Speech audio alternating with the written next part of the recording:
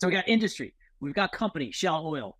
Now we got persona, the persona that you're targeting specifically. So in your case, maybe you're targeting the VP of sales at Shell Oil and Gas. Okay, great. What does a VP of sales at an oil and gas company typically face? What problems do they typically face? And who is usually impacted by those problems? Because usually if the VP of sales has a problem, and maybe it's forecasting, and maybe it's like, our conversion rates are down or whatever it may be, it's like, or, we got too much capacity, or we've got too much inbound, we don't know what to do with it. That's a great problem.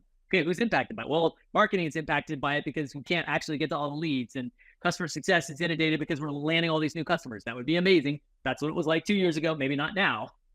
But the reality is like you want to understand more about the persona, and you built out great spreadsheets that you shared with with all of your audience about the role, the problems, and the persona. All we're doing is pulling all this together into a hypothesis about what we think might be going on in their world. Well, this is where you said earlier, this is instead of saying dumb shit like tell me about your priorities, you go, hey, we've been talking to VPs of sales in the oil and gas, and they're telling us that the main issues that they're dealing with right now are X, Y, and Z. Are you seeing similar stuff, right? Just that context alone. Yes. That context alone is exactly what you want to lead with. That's how you want to, if I've asked you, or you've asked me for 3 minutes, I want you to lead with what you just said. Exactly. The only caveat to that I would throw in words like might. You might be experiencing some of these things. My hunch is I've developed a hypothesis that I think you might be in a similar situation. Right. So really, really important words to use. So by the way, we're not done. I said there were 5, that's 3. The next thing, hypothesis, what's their current state?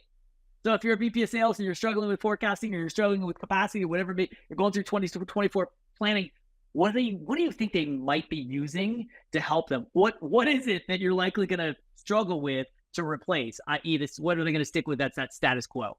And again, if you're calling on the same people, if I'm calling on CEOs of training companies, I should have a pretty good idea of what your current state is, and what you currently use to try and offset the problems that I think you might have. Because I've talked to other CEOs of training companies just like you. Make sense? Yep, total sense. Lastly, well, let me ask you real quick though, where does the rep earn the right to talk about their current state as it relates to, like, let's use a basic example to help me understand this. Like, obviously for me, one of the questions I would love to know is, like, where are you on your year-end target? Like, so say your revenue target, which is Q4 right now, right? It's coming up on Q4. And I want to know, how far are you going to miss your Q4? How far are you going to miss your yearly target, right? Because if you're going to miss your year target, then I have a lot of leverage there as far as how I can. Yeah. But I don't know if I've earned that right yet. So what's the line of depth that you earn to get the real intel that's going to help you really, like, open up in transparency and trust and empathy and all that stuff that yeah. you talk about?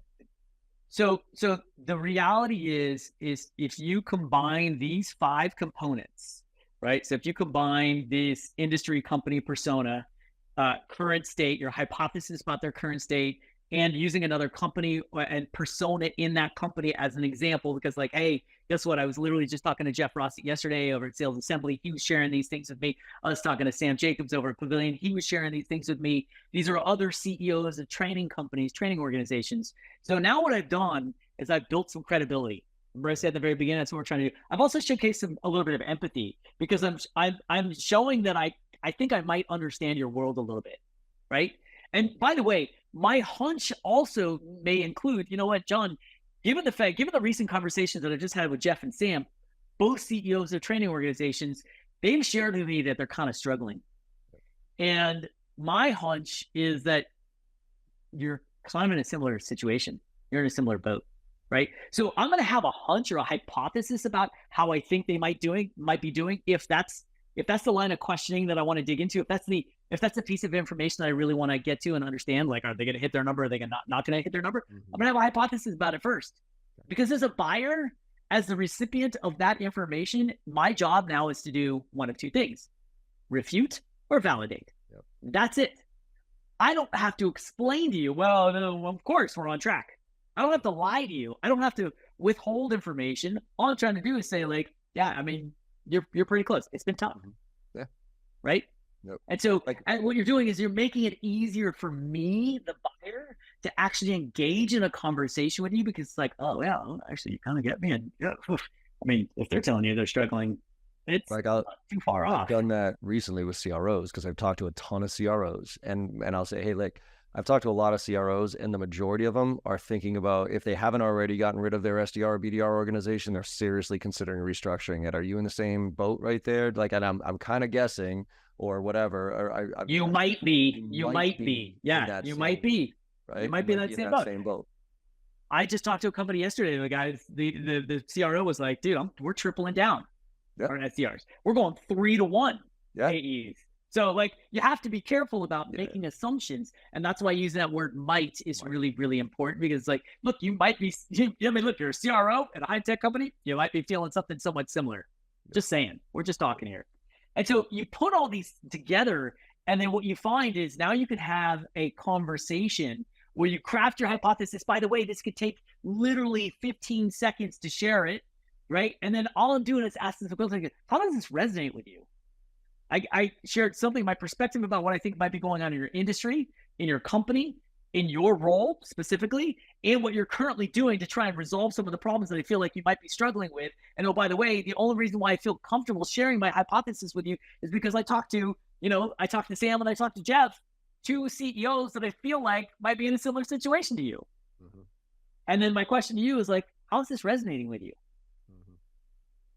Right. And then by the way, if you push back, you're like, well, shit, actually tell me more about what Sam shared or what did Jeff share? It's like, okay, cool. I mean, I gotta be prepared for that. But at the end of the day, now guess what? I'm just curious, how does that feel when I come to you this way versus like, hey, John, tell me about this, tell me about this, tell me about this, tell me about this. Yeah. Well, I think your point is extremely valid. It's the same thing with tell me about your priorities bullshit. It's, hey, here's what I'm thinking. And you either get a yes and or a no but. Right? Yes. So you either get validated or you get refuted, right? And that's what you want, because now I take it down that path. And by the way, if I put my hypothesis and it's kind of a negative hypothesis, and I'm just thinking out loud here, the psychology of this is, if I'm not that, I'm actually feeling good about myself. You know, oh my gosh, I feel fucking good about myself. You're like, oh, they're struggling? Holy shit, man. Like, actually, no, we're killing it with it. Or you might get me to reframe or question my strategy, because I might be like that ones who are doubling down on SDRs. They might be doing that just because, oh, that's the way that things have always been done. We just got to hire more SDRs. But then I come to this, hey, you know what? We're seeing mostly, and you might, wait a minute, what? Like, tell me more about that. Why did they tell you that they're cutting them? Because we were just hiring them. Exactly. And now that's what we're doing. We're now having a business conversation. Yeah. And that's what's happening. Here's the other thing that, I said I would get back to. This doesn't need to be right. Because if it's not right, guess what I get to do? Because you just showed that you put yourself in my shoes. You showed that you've done your homework. You showed that you've got some level of credibility because you talk to people like me. Mm-hmm. You showed that you showed some level of empathy. And if you're wrong, guess what I'm going to do? I'm going to course correct you. Yep.